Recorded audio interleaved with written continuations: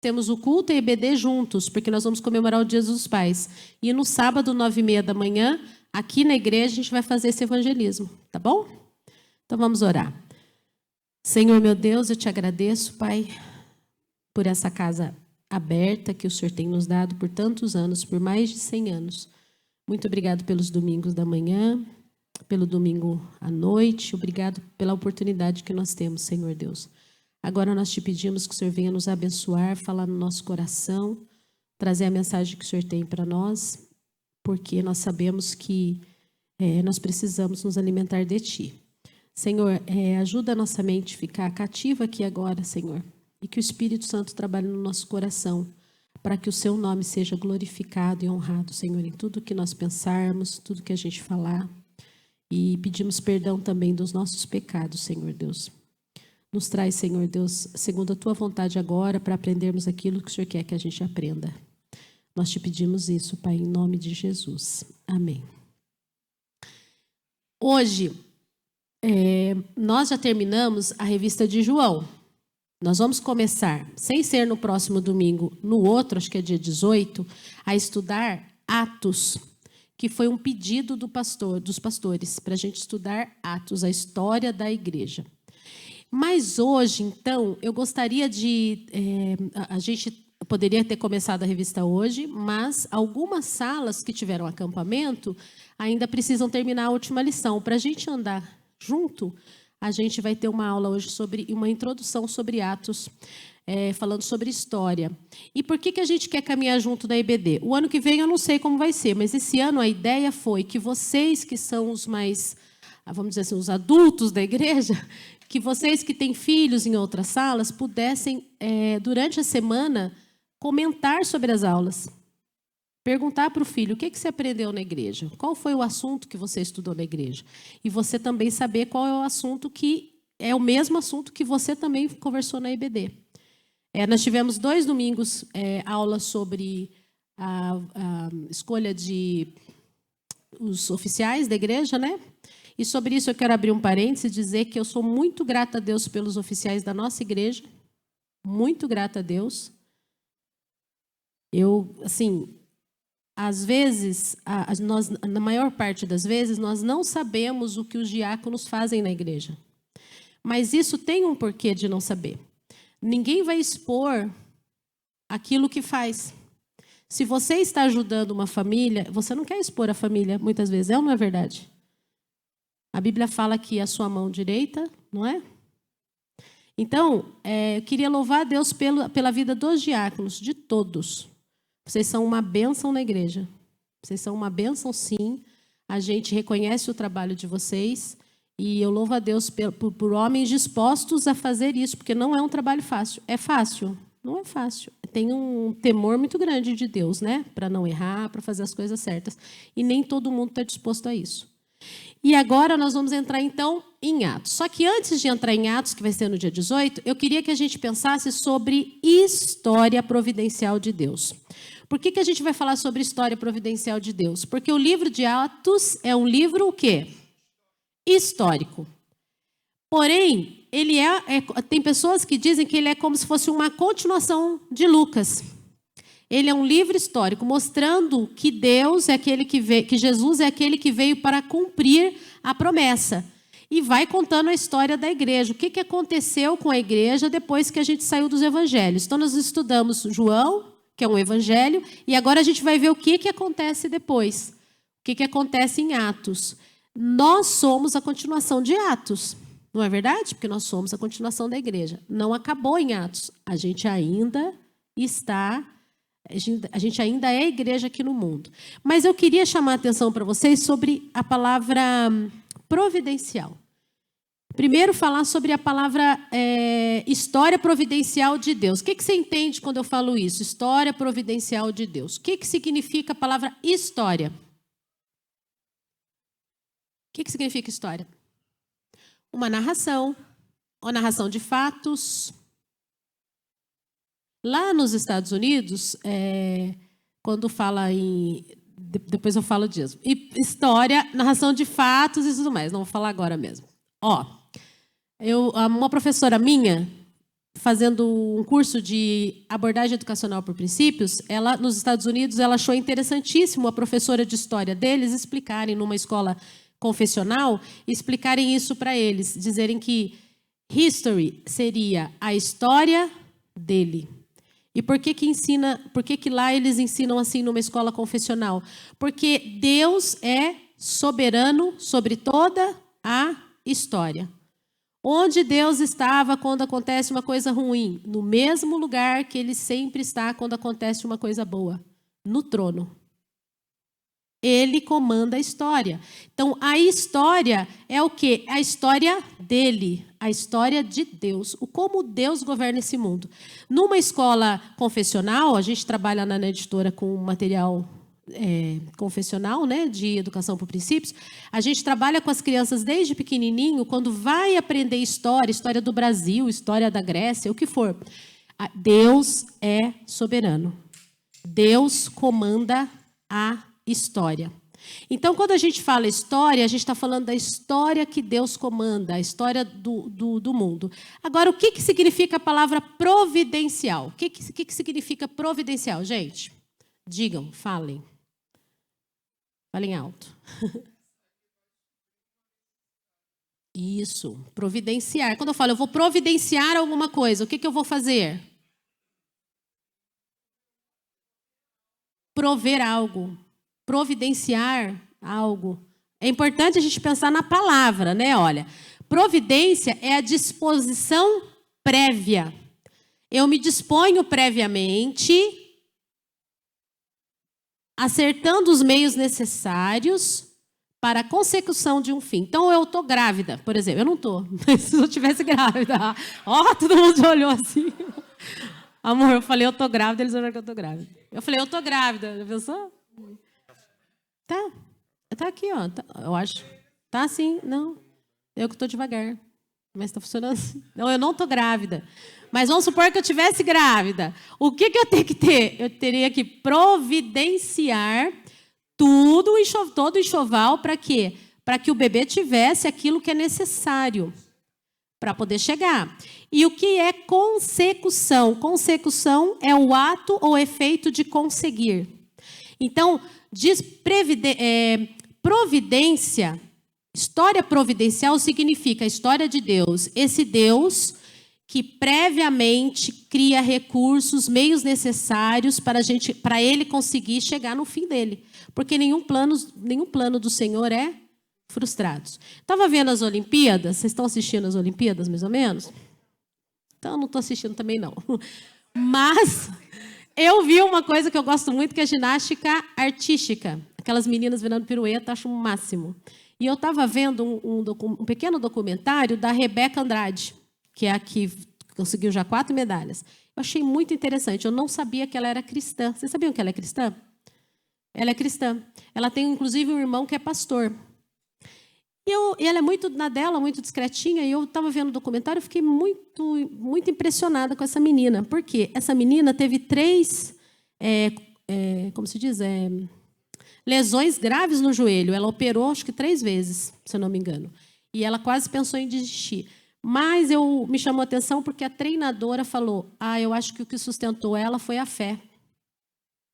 E aí aquilo me chamou a atenção. Eu fui ver um documentário dela contando, ela disse que quando ela foi quase desistir, a mãe dela, que é uma pessoa de fé, falou para ela, filha, vamos orar. Ela contando. A mãe falou, vamos orar porque você precisa ver o que Deus tem para você. E ela disse que a mãe falou, vamos orar. Ela falou, não vou conseguir mais, já são 3 lesões. E aí, quando a mãe falou, na primeira semana que você voltar a treinar e fazer a fisioterapia, você vê. Se você quiser desistir, a gente desiste. Mas primeiro você tem que ver com Deus se é isso que Ele tem. E ela disse que nessa semana Deus falou muito com ela e disse, não, eu tenho algo para você. E ela entendeu, isso que eu achei mais interessante, que todas as lesões que ela teve foi para ajudar ela a ser melhor. Ela falou, eu entendi que isso foi uma providência divina para eu forjar o meu caráter. Ela fala, então, eu achei isso fantástico. A treinadora falando assim, a Rebeca, ela tem uma coisa... A treinadora não sabia, mas a treinadora estava testemunhando uma visão cristã, que deve ser nossa, do caráter dessa menina. A treinadora falou assim, a Rebeca ela tem uma coisa, ela é assim, ela vai para uma competição e ela fala, se der tudo certo, vai ser ótimo. E se não der, vai ser ótimo também. Então eu vou fazer o meu melhor. Isso é entender a providência de Deus, porque nem tudo dá certo às vezes como a gente planeja. É ou não é verdade? Mas até isso está dentro da providência divina, se você está dentro da vontade dele.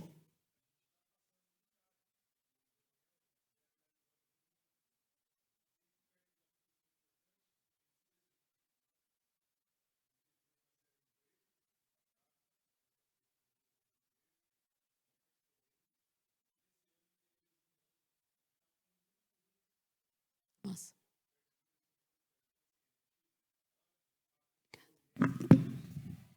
Está preparando as competições com ele, porque ele fica muito nervoso com a gente lá. A gente fica até um pouco escondido, na última competição a gente ficou escondido e não viu a gente. Mas assim, a gente está passando por isso, a gente passa por isso com ele. Né? Ele vê a providência de Deus na vida dele. E o Daniel hoje é um menino muito de fé. A gente fala muito em casa isso. E Deus está usando essas lesões para deixar ele mais forte na fé. A gente conversando em casa, a gente conversou, eu e a Vanessa, falou, Vanessa, a gente vai parar de falar de judô com ele. Mas ele sempre perde uma competição importante, igual esse ano. Esse ano a gente está orando muito por ele, porque agora em novembro tem de novo a seletiva nacional, a seletiva para a seleção brasileira, que é onde, se ele for o primeiro do ranking, ele não tem custo para viagens internacionais. Uma viagem internacional hoje é uma média de R$10 mil. Ele tinha uma competição agora na Alemanha em outubro, ele não vai, porque custa 10 mil, a gente não tem condição, e é muito caro. E se ele for bem ranqueado, as viagens são todas custeadas pela CBJ. Então, assim, a gente passa muito isso em casa. Né? A gente que é pai de atleta de alto rendimento, passa. A gente vê que ele treina. Chega perto do campeonato importante, o campeonato paulista brasileiro não é importante. É viável. Mas o mais importante para ele é a seletiva da seleção brasileira. Chega perto da seletiva, 10 dias antes, ele se lesiona. Então, bom orar pelo Daniel, quando vocês lembrarem. Porque já imagina que benção, a gente está lá assistindo a Olimpíada em 2000 e... Qual é a próxima? 28. 28, a gente vê o Daniel lá? Já imaginou? Que benção? Para a honra e glória do Senhor, quantos atletas estão glorificando a Deus? Vocês viram que tem um grupo de Fiji, uma ilha, vocês viram isso? Sim, faz louvor na... Gente, Vete, dá vontade de estar lá, não dá? Eles louvam, acho que todo dia eles fazem culto. Todos os dias eles fazem culto. A menina do skatinho lá também, vocês viram? Não podia falar, ela vai lá. Agora estão querendo tirar a medalha da menina. Jesus é o caminho, a verdade e a vida. Tem muito crente ali. E glorifica Deus com o trabalho que Deus deu para ele. Mas o interessante é a gente ver que essa Rebeca Andrade me chamou a atenção, porque nem sempre a gente vê as coisas ruins que acontecem na nossa vida como uma providência divina. Nem sempre a gente vê. E, na verdade, Deus nunca sai do trono. Não sai do trono. É ruim? É, mas vai te ajudar em alguma coisa. Eu não sei se eu já contei aqui, mas para lembrar da providência, eu vou falar de novo. Eu tenho uma pessoa que eu conheci lá do lado de Roraima.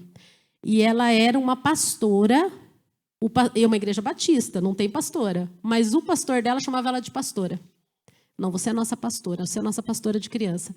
Porque essa menina apareceu na igreja com 12 ou 13 anos. Ela tinha muita desconfiança de homens, porque ela foi abusada quando era pequena. Naqueles lugares lá que a filha vai trabalhar, sabe, para cuidar de babá. A mãe queria que ela trabalhasse de babá, ela foi trabalhar de babá, foi abusada pelo pai da criança. E o pai da criança se mudou, ela contou para a mãe não acreditou nela, achou que ela não queria trabalhar. Olha a situação. E ela guardou isso para ela, muito triste, acabou indo numa IBF, eu acho, e aí o pastor falou, quero conversar, viu, né, que era uma menina que queria receber Jesus, e o pastor teve, assim, de Deus, a visão de conversar com ela junto com a esposa, e aquilo chamou a atenção dela. Ele veio falar com a esposa. E sempre conversava com ela, com a esposa. E essa menina se converteu. Esse casal de pastores cuidou dela. E ela começou a trabalhar no Ministério Infantil. Eu falo isso, eu tenho vontade de chorar. Por quê? Eu conheci a igreja dela. A igreja dela era como a nossa, um pouco maior, e embaixo tinha um salão, que era um pouco menor.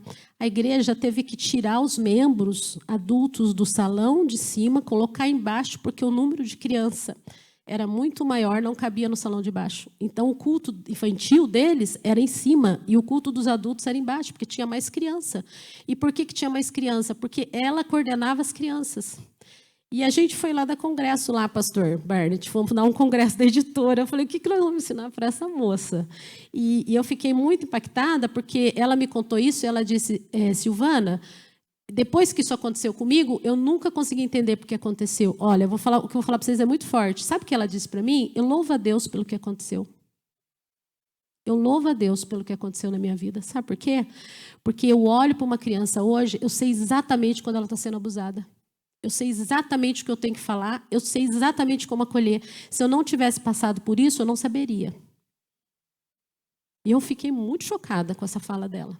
Muito chocada mesmo. Eu nunca entendi tão bem alguém dizer em tudo dai graças. Eu nunca entendi. Eu não entendia. Eu só entendi pela vida dela. E o mais interessante é que essa moça, quando ela foi se casar, ela chamou o pastor. E porque o rapaz estava interessado, ela não sabia como contar isso para o rapaz. E o rapaz conversava com ela, queria namorar com ela não conseguia. Ela confiava tanto no pastor e na esposa dele, que ela chamou para conversar junto, para contar para ele, para dizer, olha, você quer namorar comigo, mas eu tenho que te contar isso. E o rapaz era tão de Deus que ele chorou. E falou, nossa, eu amo mais você agora. São casados, têm 2 filhos, eu acompanho ela até hoje. Então, todas as coisas, de verdade, por pior que seja, Deus reverte aquilo para um bem. Isso é história providencial. Quando a gente pensa em história, é nisso que a gente tem que pensar. Que por mais triste que seja a sua história ou os eventos, Deus reverte. Não deixa de ser triste. Não deixa de ser pecado o que aconteceu com você. Não deixou de ser. Mas Deus tem o poder de transformar em algo bom.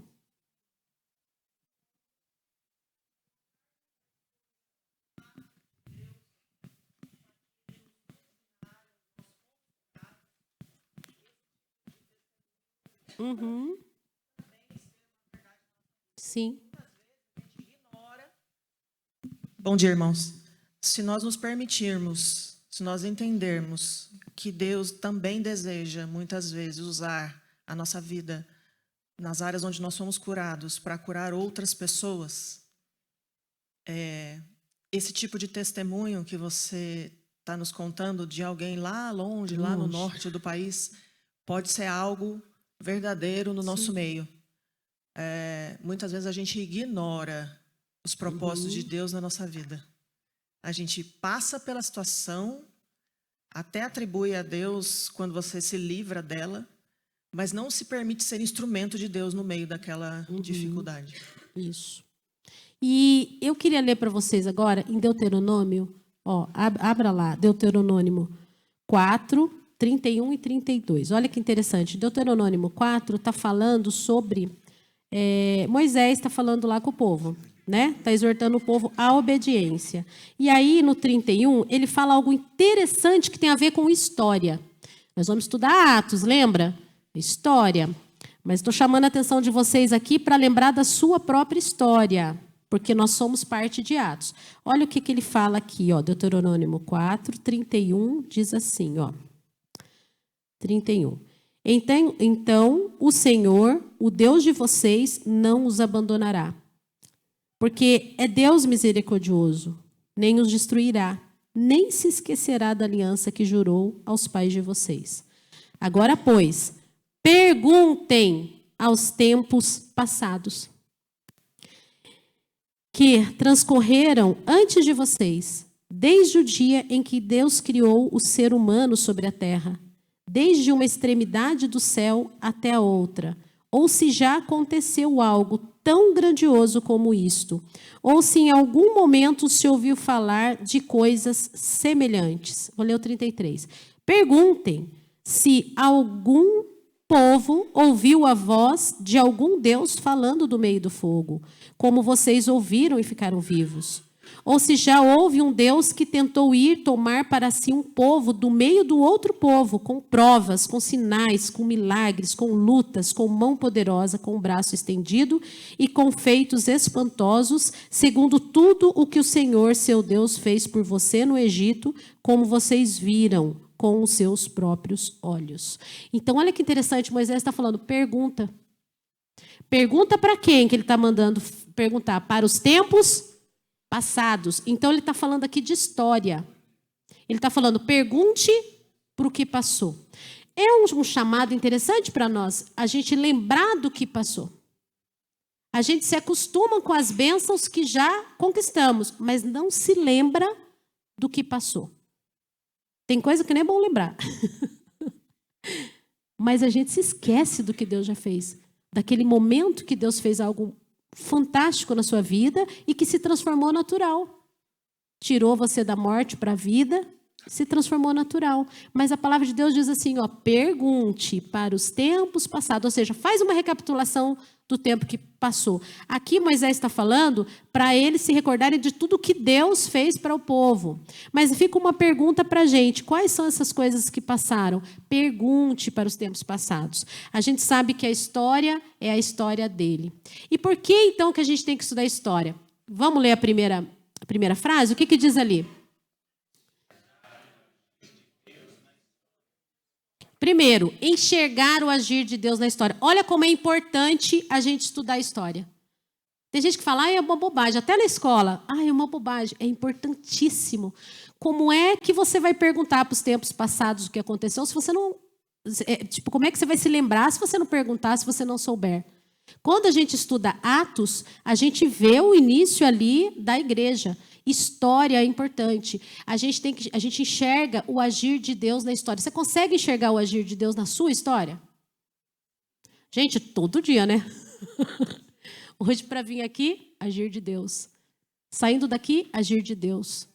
Ficar em pé, está aqui na frente, agir de Deus. Está aí sentado, agir de Deus. Tem que sempre lembrar, perguntar, como é que eu cheguei aqui? Por que eu estou aqui? É o agir de Deus. História é para você enxergar o agir de Deus. Para um minuto agora e lembra da sua conversão. Não precisa falar, porque tem muitos, né? Não foi agir de Deus? O que seria de nós se não fosse o agir de Deus? É o agir de Deus. Quando eu estudo história, quando eu lembro da minha história, é o agir de Deus. Quando eu lembro dos meus antepassados, é o agir de Deus. Eu não sei qual foi o momento que o evangelho entrou na sua casa. Então, para aí e pensa um pouco. Você sabe? Perguntei para o Afonso esses dias. Como é que foi? Aí é o vô do vô dele, que foi da Assembleia de Deus, que se converteu. O meu foi meu avô. Já contei essa história também, que eu acho linda. Meu avô construiu igreja católica e tudo mais. Um dia, ninguém sabe ao certo, porque só tem uma tia viva. Ela também diz que é assim a história. Um dia ele foi, eu não sei se foi batizar uma criança, ou se ele entrou na igreja com uma roupa muito simples, o padre falou uma coisa que ofendeu. Acho que o padre falou, você não sabe segurar a criança. Meu avô teve 18 filhos. Como é que ele não sabia segurar a criança? E aí ele ficou muito ofendido com aquilo, virou para minha avó e falou, nunca mais eu entro na igreja católica. Não vou mais. Minha avó falou, mas agora eu estou grávida. Esse neném vai nascer pagão? Não vai batizar? Como é que nós vamos fazer? Quem era o bebezinho que estava na barriga dela? Meu pai. Aí o meu avô falou, não, nós vamos em qualquer lugar, mas na igreja eu não vou mais. E passou um homem de cavalo, presbiteriano, reverendo, naquele meio do mato da roça, convidando todo mundo para ir para um culto. Meu avô falou, nós vamos nesse negócio dos crentes aí. Foi no negócio dos crentes, meu pai foi no negócio dos crentes, e aí ele escutou a primeira pregação, que era de Ló. O que ele falou? Se for homem, vai chamar Ló. Meu pai se chamava como? Ló. Aí, vai chamar Ló. E botou o nome de Ló nele. E aí, o que aconteceu? Ficou indo. Ele se converteu, minha avó se converteu, meu pai se converteu, e todos que vieram depois se converteram. Assim entrou o evangelho na minha casa.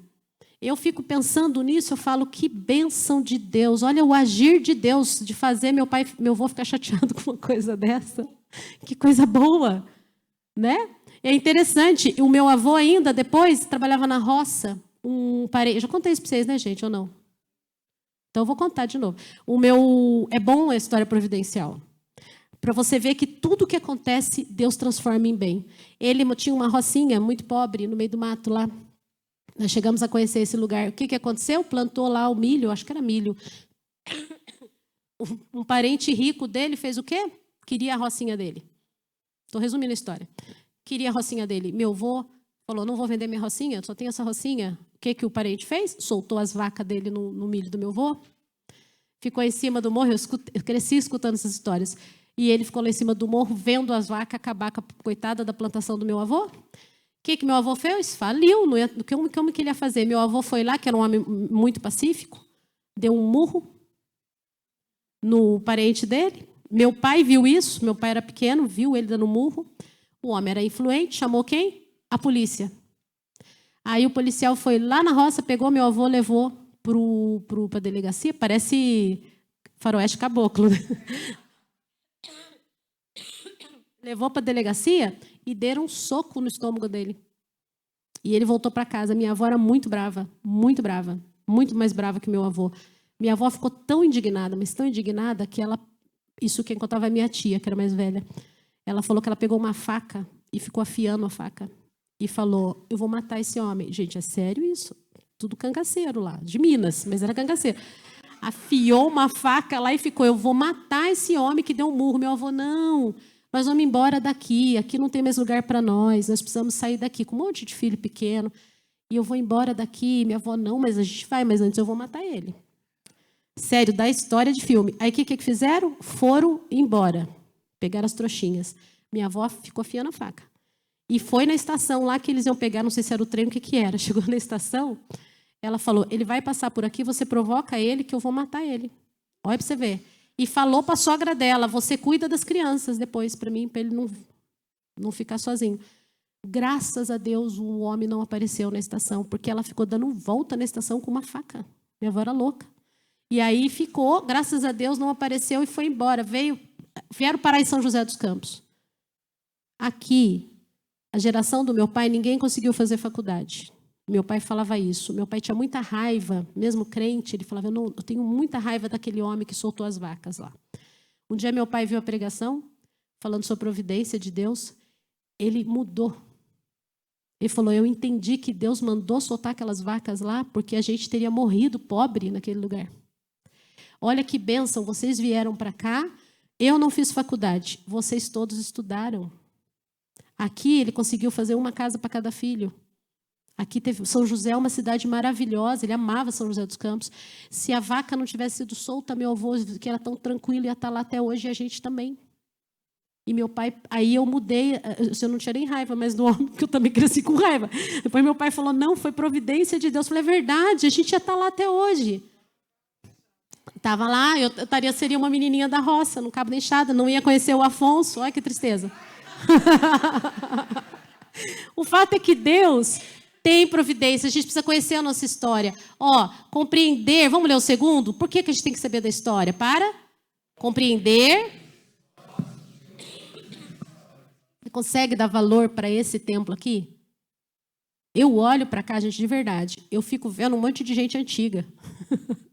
A gente até brincou, eu com a Carol, a gente brincava, quando a gente tem as ideias lá dos eventos. Uma vez a gente teve ideia, falou, vamos colocar as fotos das pessoas, os cáleis, tudo mais. Daí a Carol brincou, falou, nossa, podia ser aquelas fotos, sabe, de Harry Potter, que faz assim, ó.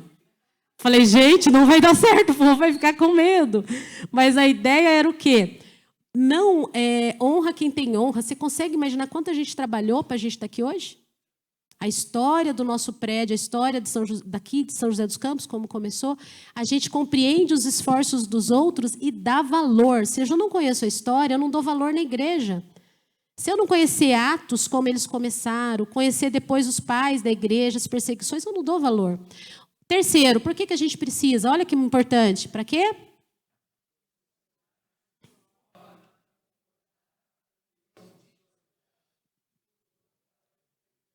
Nós somos os tutores do presente, porque a gente continua a história.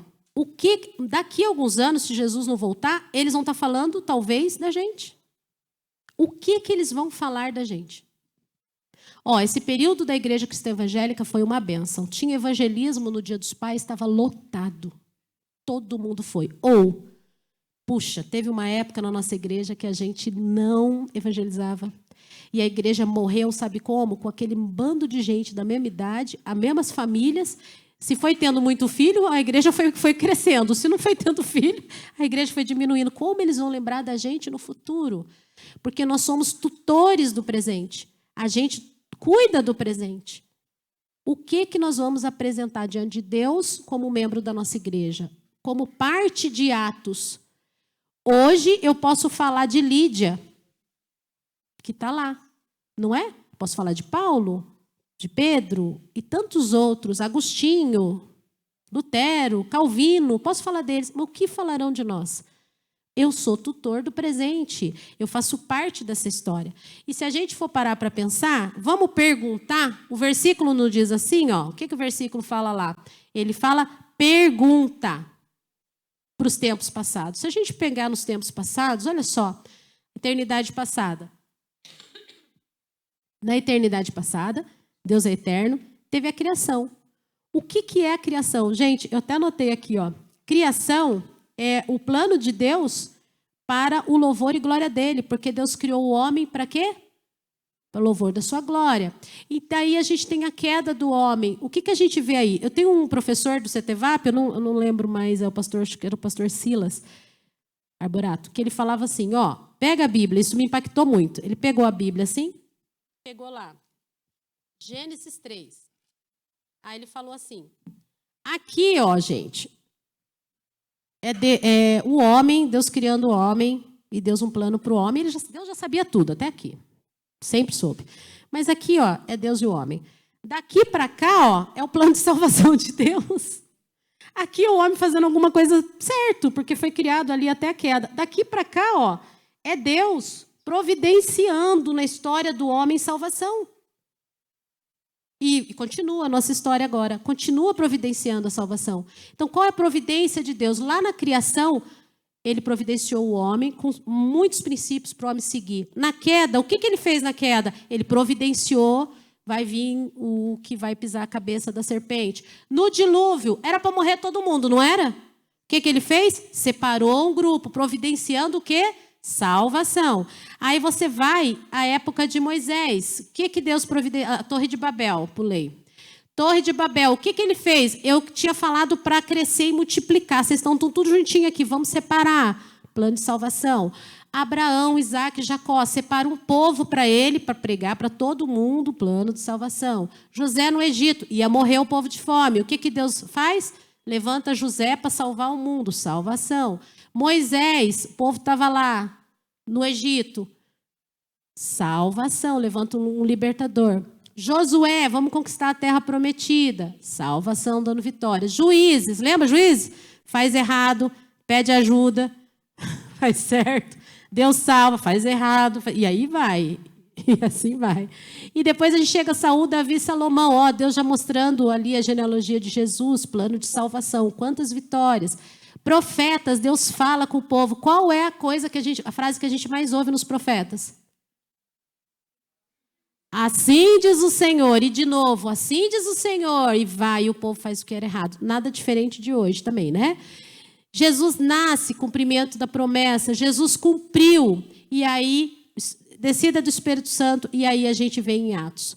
Idade antiga, ó, se a gente pegar na idade antiga, salvação, o que acontece? Parece que é um ciclo, né? Jesus veio, trouxe salvação, vem o crescimento da igreja. A igreja é espalhada, é isso que nós vamos estudar. A partir do dia 18, nós vamos estudar isso, o crescimento da igreja, como é que a igreja cresceu. Vocês sabem que eles não vou falar muito sobre isso, porque o professor vai falar no dia 18. A igreja ficou encapsulada um tempo, até resolver sair. E aí teve um grande crescimento. Mas daí a gente chega ali na idade de Constantino. O que Constantino faz? Todo mundo é crente agora.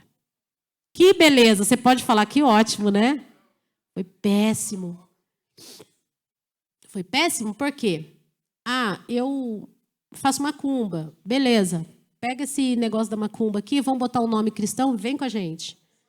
Batiza, sincretismo religioso. E aí foi terrível. Até hoje tem isso. Foi terrível para a igreja nessa idade. Até que Deus levanta, olha lá, o crescimento da igreja, Deus levanta os reformadores. Vem o Wycliffe, John Hus, Lutero, Calvino, beleza, nossa, que bom, uma nova fase. E aí, a gente vê o Brasil. Estou fazendo uma linha do tempo de histórica, não estou entrando em cada um. Você consegue ver a história providencial de Deus para o Brasil? Muita gente pode falar, mas os primeiros que chegaram aqui eram os católicos e os jesuítas. Mas você está vendo uma cruz ali? Você está vendo uma cruz ali, não está vendo? Isso daí é uma representação da primeira missa. Primeira missa, anotei isso aqui para falar para vocês porque é história. Olha que importante. Chegaram 1.350 homens no Brasil, na primeira, que nós temos registro histórico. 10 naus e 3 caravelas. Pedro Álvares Cabral, as pessoas achavam até que era uma coisa profética. Sabe quantos anos que Pedro Álvares Cabral tinha quando ele chegou no Brasil? 33 anos. Aí as pessoas achavam que era profético isso. Idade de Jesus. Quando os jesuítas vieram depois. Outra coisa interessante, eles fizeram a primeira missa 26 de abril. Gente, sabe quantos nativos tinha? A gente imagina que chegaram aqui, os índios queriam matar eles. Não foi bem assim. Eles eram índios mansos. Parece que eles entraram no graças a Deus, eles não pararam os caravelas dele numa turma lá que era canibal. Não era. Então, tinham 150 nativos na primeira missa. 150 nativos. Uma coisa interessante também, a gente sabe disso por conta da carta de Pero Vaz de Caminha, quando ele escreve e tudo mais. Olha só, eles nunca tinham ouvido falar nada de Jesus. Nada. Você se coloca no lugar do índio quando chegou no Brasil. Uma cruz, gente de branco, não entenderam nada do que estava acontecendo. E a gente pode até menosprezar de alguma forma como protestante, falar, mas era uma missa, foi muito importante. Ilha de Santa Cruz, terra de Vera Cruz, para depois chegar a ser chamado Brasil. O evangelho, de alguma forma, chegou no Brasil. Era uma cruz, é o nome de Jesus que estava ali. Chegou. 1500. Quantos anos faz? 524 anos. Chegou no Brasil. Providência divina, veio pelas caravelas por Pedro Álvares, mas chegou. Outra coisa interessante, tinha 1000 etnias. Ainda tem no Brasil etnias que não sabem essa história de Cristo. Naquela época eram 1000 etnias. Outra coisa interessante, a distância entre uma aldeia de uma aldeia e outra, segundo José de Anchieta, era entre 9 a 50 quilômetros. Como é que ia fazer para evangelizar aquilo tudo? Mas o evangelho, de alguma forma, chegou. A cruz chegou. Tinha muitas cruzes e pouco evangelho, de fato, mas a cruz chegou. Uma outra coisa interessante, o Elben, que é da Ultimato, ele dividiu esse período em 3 períodos quando chega no Brasil. Primeiro, ele fala que foi cristianizado. Então, quando a gente fala da cruz, chegou Cristo.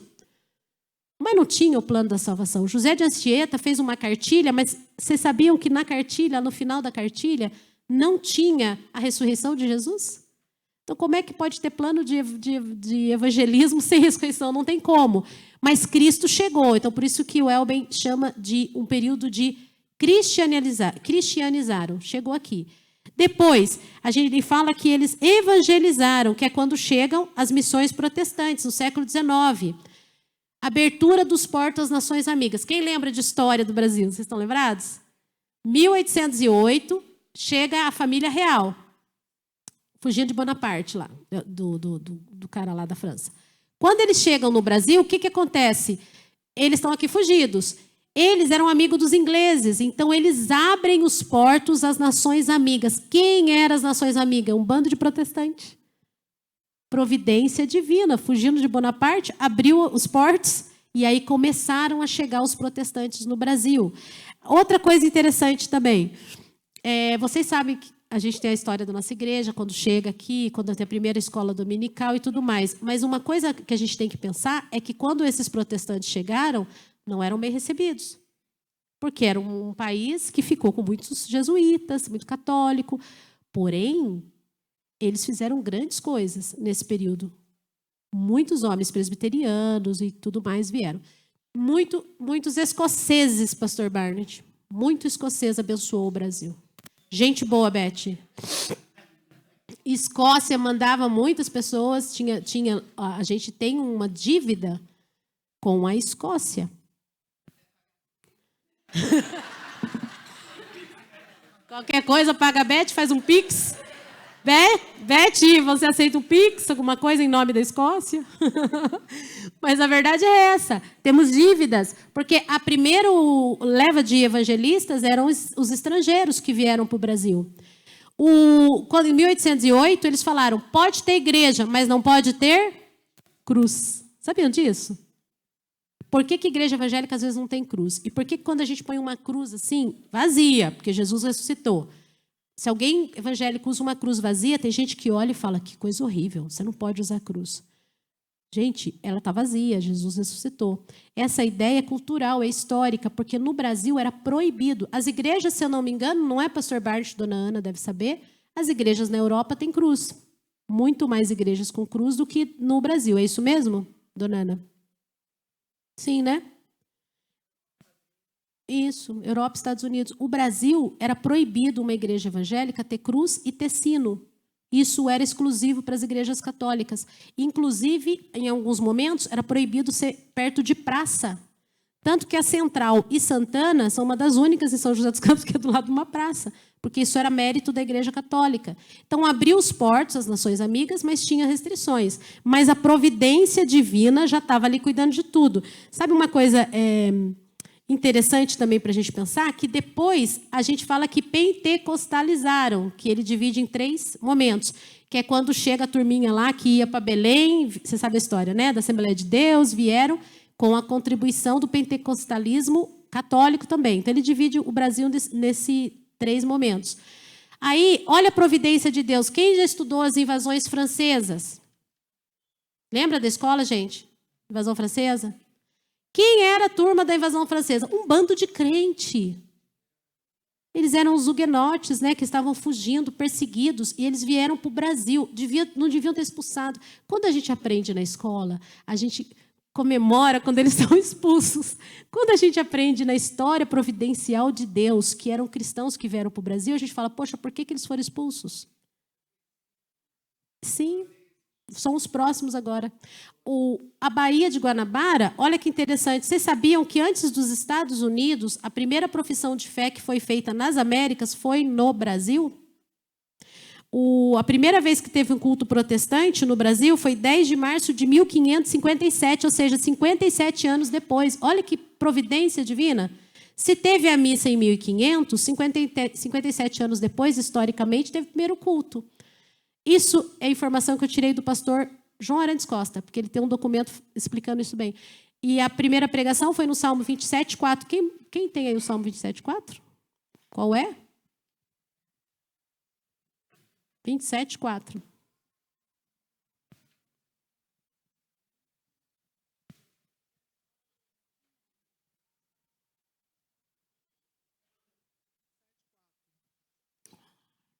Uma coisa peço ao Senhor e a buscarei, que eu possa morar na casa do Senhor todos os dias da minha vida, para contemplar a beleza do Senhor e meditar no seu templo.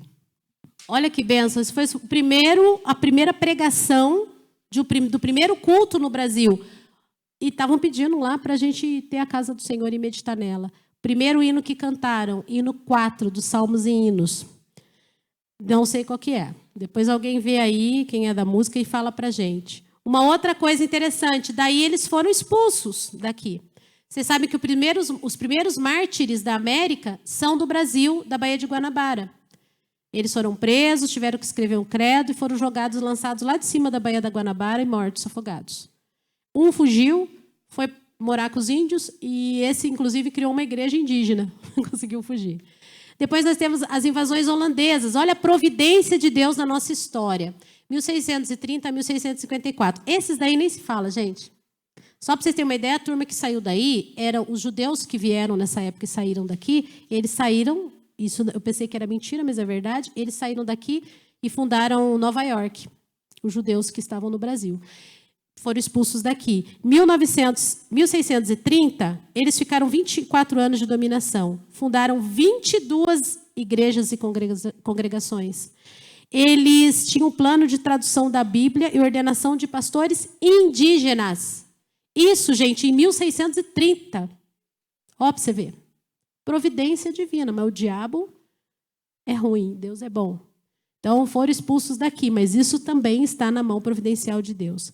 E aí, a gente, seguindo para a história, a gente tem o protestantismo missionário de 1835. Olha o escocês de novo aqui, ó. O escocês médico, que a Beth... A Beth está feliz ali.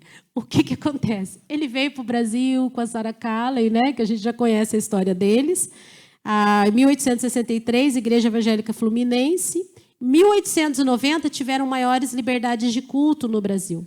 Importante destacar Dom Pedro, né? Dom Pedro II foi um homem de Deus. Tem relatos, só Deus sabe quem se converteu ou não, até hoje, né? Mas tem relatos que Dom Pedro dizia, ele foi numa pregação de Moody, nos Estados Unidos. E Moody, quando olha para ele, aponta para ele, tinha um certo contato com ele, fala assim, eis aqui um verdadeiro cristão. Porque o Dom Pedro não tinha mãe, né? E ele foi cuidado por uma babá, e essa babá ensinou muito da Bíblia para ele. E ele dizia que ele não passava um dia sem a leitura da Bíblia. Ele dizia que a leitura da Bíblia era a leitura mais importante que o homem poderia fazer. Então, nós temos na nossa história do Brasil marcos da providência de Deus para a nossa nação. Tanto que a liberdade de culto, Mackenzie mesmo, tem muito a ver com essa época de liberdade. Aí, nós temos uma pessoa que, às vezes, a gente que não é presbiteriano não fala muito dele. Esse aqui é o José Manuel da Conceição. Quem já ouviu falar dele? Já ouviram falar? O JMC? O JMC foi o primeiro pastor brasileiro brasileiro no Brasil. Tinha pastores estrangeiros, escoceses, né, Beth, que vinham para cá. Esse era brasileiro. JMC, olha a providência de Deus. O primeiro pastor brasileiro, ele era um padre. Ele foi 20 anos padre. Só que ele conta no relato dele que no terceiro, quando ele leu Gênesis 3, ele começou a ver que tinha uma coisa de errado. E aí ele foi padre e ele pregava. A igreja dele era diferente, ele não usava muito latim. Ele mandou, eu estava lendo sobre ele ontem, quando tinha as imagens que estavam um pouco velhas a ser substituídas, ele mandava quebrar tudo. Ele era um crente rustido ali. E aí, até que um dia ele se encontra com Blackford, que era o presbiteriano. Por quê? Porque esse padre começou a ter fama de padre protestante, porque ele fazia umas coisas bem assim, pregava, plano da salvação. E aí o Blackford quis conhecer ele, pregou para ele, ele se converteu. Gente, esse homem andou aqui em São José dos Campos. Sabia disso? Ele andou em São José dos Campos. Oi, querida. Peraí, né? Espera o microfone. Ah, lá, agora eu vou gostar. Vai ter alguma informação boa. Não, só que meu pai estudou no João Manuel da Conceição. No Mackenzie, né? Ah, sei lá, é bem antigo, porque eu estou com 85 e eu não sou a mais velha. Meu pai já teria mais de 100 anos, né? Olha só. Ele estudou lá. Meu pai estudou lá. Era em São Paulo? Sim. Porque ele tem o nome do Mackenzie, tem uma ala só José Manuel da Conceição, porque ele foi muito importante. Irmãos, para vocês terem uma ideia, esse homem entendeu como... Ele foi um Paulo brasileiro. Ele entendeu que ele pregava, que ele pregou 20 anos pregando muito errado. O que ele fez? Primeiro, quando ele se converte, ele foi excomungado, né? Aí, o que ele fez? Ele voltou para a cidade dele, que era o interior de São Paulo, e foi pregando, procurando todos os paroquianos dele, e foi para, sei lá, a turma da igreja dele, turminha dele lá, e falou para eles, eu preguei errado, eu falei errado, e eu não posso ficar com essa culpa. E ele pregou tudo de novo para eles, da maneira, o evangelho. Depois, ele andou, esse homem andava. Ele andou, ele pegou aqui, ó, do estado de São Paulo até o Rio de Janeiro. Ele parou em São José dos Campos. Eu até anotei o Hotel Figueira. Vocês lembram? Não, ninguém vai lembrar daqui desse Hotel Figueira. Ninguém lembra.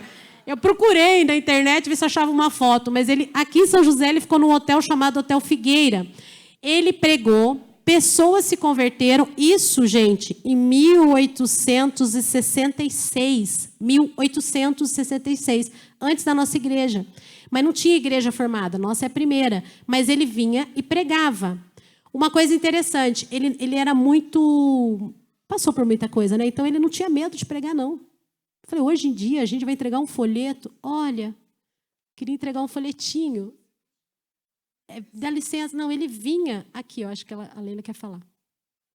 Ele pregava para as pessoas e tem uma coisa interessante sobre ele, já falo. Então,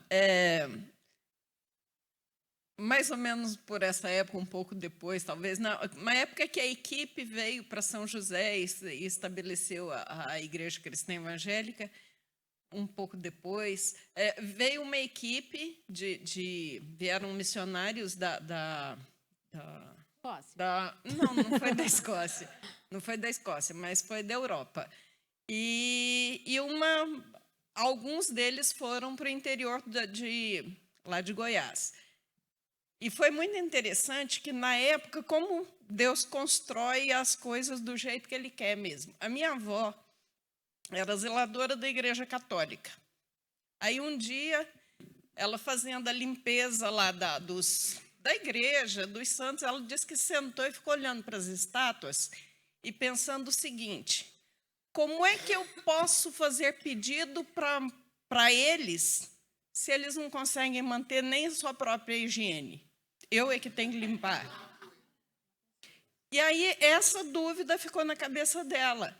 E aí, quando o missionário chegou e apresentou o plano de salvação, ela já estava pronta para entender. E a transformação aconteceu por conta disso, da família inteira. Porque na providência de Deus, no momento certo, ele mandou a pessoa certa. Aí colocou a dúvida e a resposta em seguida. Por isso que a gente não deve deixar de falar, porque você não sabe o que Deus está fazendo ali com a pessoa que você está entregando o folheto, evangelizando. Por isso que vocês devem vir dia 10 de agosto, gente. Você não sabe o que Deus vai fazer. E ele ficou 20 anos pregando, passou por São José dos Campos, Taubaté, tem relatos dele, porque ele fazia isso, relato, e a morte dele é interessantíssima, porque ele morre vindo aqui, passando por aqui, ele vai até o Rio de Janeiro, quando ele vai voltar, ele é proibido de entrar no... Eu não lembro direito a história, mas ele é proibido de entrar no trem que ele tinha pago. Então, ele veio a pé, andando, e ele foi ficando muito doente. O Blackford já tinha falado, vai para os Estados Unidos, porque muita gente queria matar esse homem, né? Vai para lá. Ele falou, não, vou ficar aqui. E aí, quando ele veio andando, ele ficou muito doente. Uma pessoa viu ele caída, pegou ele, esse cara, inclusive, é o cara que escreve a história dele, porque se converteu, pega ele, leva para a casa dele, que era, acho que um guardinha, não sei de que lugar, mas é por aqui. Leva para a casa dele, é Natal, dá uma sopa para ele, ele agradece muito, e aí ele vira para esse... No dia de Natal, ele vira para esse senhor que cuidou dele e fala, eu quero te agradecer muito, muito obrigado. Aí o senhor fala, você quer mais alguma coisa? Ele fala, não, eu só quero ficar com Deus agora. E ele vira para o canto e falece. Quando ele morre, a princípio... Na época não tinha internet, né? Essas coisas todas. Eles enterram ele num cemitério, que todo cemitério era católico. E enterram ele lá. O que acontece? Depois tiram o corpo dele, porque disseram que ele tinha sido excomungado da Igreja Católica, não poderia ser enterrado lá. Lá em São Paulo, no cemitério da Conceição, vocês já viram que do lado tem o cemitério dos protestantes? Porque não podia enterrar junto. A gente era... problema, ser enterrado junto. Tinha problema na gente. Tinha que ser enterrado em cemitério diferente. E tem o nosso cemiterinho lá dos protestantes. Aí tiraram o corpo dele do cemitério acho que era da Consolação, e mandaram para o cemitério dos protestantes. E a coisa mais linda, ele está enterrado do lado do amigão dele, Blackford. É fantástica a história dele. História, quando a gente olha para as histórias desse homem, não te dá um ânimo? Eu acho que eu fico me sentindo assim, meu Deus, eu não faço nada. Essas pessoas fazem tanto. Mas estudar a história, a gente vê o agir de Deus. Deus estava aqui no Brasil. A gente pensa que é só nos Estados Unidos ou na Escócia que tinha. Não, aqui também. Deus mandou escoceses, ingleses, tanta gente, e os próprios brasileiros. A história dele mostra para a gente que Deus estava sempre no trono, sempre cuidando da nossa história aqui no Brasil. Aí a gente vê a Central, né? A nossa turma aqui. A nossa turma. A Elizabeth, o pessoal dos adolescentes brincam, né, da Elizabeth. A Elizabeth aqui, 3 de setembro, e a gente vê aqui, ó, eu trouxe para a gente ver o primeiro prédio da nossa igreja. E eu volto para perguntar para vocês assim, ó, quando a gente viu lá no começo da nossa aula, já encerrando, em Deuteronômio, pergunte para os tempos passados. É um alerta que Deus nos traz hoje. para a gente ir embora para casa pensando sobre isso e pensando quando estudar Atos. Quando eu estudar Atos, eu estou perguntando para os tempos passados se houve algum Deus. Não houve, eu já sei a resposta. Nunca houve Deus igual ao nosso. Não tem. Mas quando eu conheço a história, quando eu olho para isso aqui, ó, quando eu vejo a Adi, lembram quando eu fiz uma foto bem bonita aqui, a Yolanda veio aqui, tadinha da Yolanda, ela veio aqui e falou, aquela ali sou eu, era uma jovenzinha que estava ali, ela, sou eu, mas qual que você é? Aquela ali sou eu, aquela ali é fulana, aquela ali é cicrana. Pergunte para o tempo passado, olha, vamos estudar Atos pensando nisso, perguntar para os tempos passados. O que Deus quer que a gente faça, eu creio, é que a gente pergunte, começando pela nossa história. Pergunta para você mesmo. Fala, olha o quanto Deus já fez. Se eu pudesse dar a liberdade para todo mundo, tivesse tempo, eu ia fazer isso, uma dinâmica, que vocês iam trocar de lugar para compartilhar. Não vai dar tempo. Mas pergunta para a sua história. Veja quanto Deus já fez. Olha de onde Deus te tirou, onde te colocou. Olha nos momentos mais difíceis que você passou, Ele esteve lá. Ele nunca saiu do trono. E olha para esses momentos e fala assim, sabe aquela pior coisa que aconteceu com você? Como aconteceu com a minha amiga lá? Nada foge do controle de Deus. Talvez aquilo que era mais difícil para você é naquilo que Deus vai trabalhar com você. Talvez uma pessoa que teve uma perda tão grande sabe consolar alguém que teve uma perda tão grande igual. Eu não saiba, mas uma pessoa saiba. Talvez alguém que teve uma doença muito drástica, que quase levou à morte, sabe se colocar no lugar de alguém que tem uma doença, não é? Então, aquilo que parece o fim para você, que é o mais difícil, Deus tem uma providência dentro daquilo. Vamos orar? Pedir para Deus nos dar sabedoria para estudar Atos, perguntando para a história o que Deus já fez, perguntando para a nossa vida quanto Deus já fez. Se eu olhar para a minha vida e ver o que Deus já fez, eu tenho vergonha de pedir qualquer outra coisa para Deus, porque Ele já fez muito, muito. Já estou em débito com Ele. Né? Senhor, muito obrigado pela Tua palavra. Muito obrigado porque a Sua palavra também é história para nós, coração. Ela nos mostra o agir do Senhor. Nos faz pessoas gratas, Senhor. Gratas por tudo que o Senhor já fez. Nos faz pessoas obedientes para ver o que o Senhor já fez e continuar fazendo a diferença para aqueles que ainda virão. Nos faz tutores do nosso presente para a gente fazer diferença para essa igreja, Deus. Nós não conseguimos pelas nossas forças, mas conseguimos e podemos tudo naquele que nos fortalece, Pai. Nós te agradecemos por essa aula. Obrigado por esse dia, Pai. Em nome de Jesus. Amém. Amém? Então, sábado, que horas? 9h30. 8 horas. 8 horas, Carol? Quem é a equipe, quem vai ajudar às 8. E quero ajudar muito, procura a Carol. Fala que quer ajudar muito, amém?